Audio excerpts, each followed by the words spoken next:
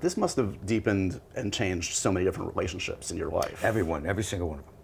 So, I mean, we talked last time when we spoke a year ago, you talked about like Mackie being one of the first people to come by. Obviously your family's around. Yeah. In the book you talk about Paul Rudd. Yeah, yeah. Rudd literally gets in bed at the hospital? Yeah. He came and visited me twice.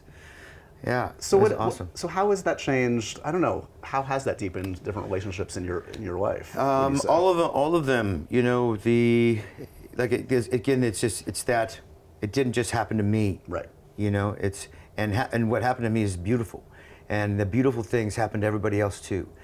The deepening of the love, the deepening of the understanding of their own fertility of their life. Everybody can have a different perspective, and I don't go into asking everybody how their lives has changed beyond our relationship, but I know it does. I know it does, because if it changes ours, it changes. You consider things differently. Yeah. I got to go to test the limits of the human body and the human spirit, and someone else doesn't have to do that. Yeah. That, you know, and then we could talk about it. That exchange also is a beautiful.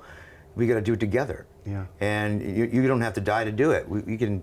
Right. We can just share this living experience beautifully, and the depth of love that I already had in my family ran deep, and it's just, you know, undeniable. Yeah. And that bleeds into every other relationship I've had, and no matter how much time I've spent with somebody or not, it's when you're laying in a hospital bed with somebody, and it's such the greatest form of intimacy you could really kind of have. Right, strips away all the bullshit. It's just sort of like you're just like you can't.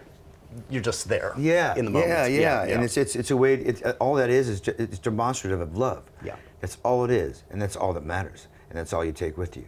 So all these love moments, right?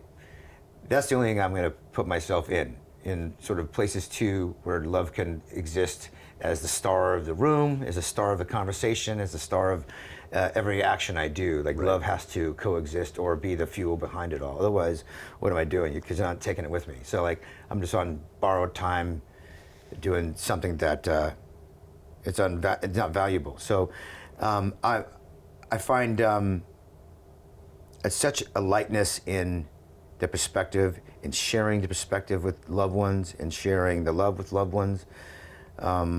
Sharing it with you, you know, you'd be a loved one, and it's a beautiful, beautiful, pure space to be, and it's again forever changed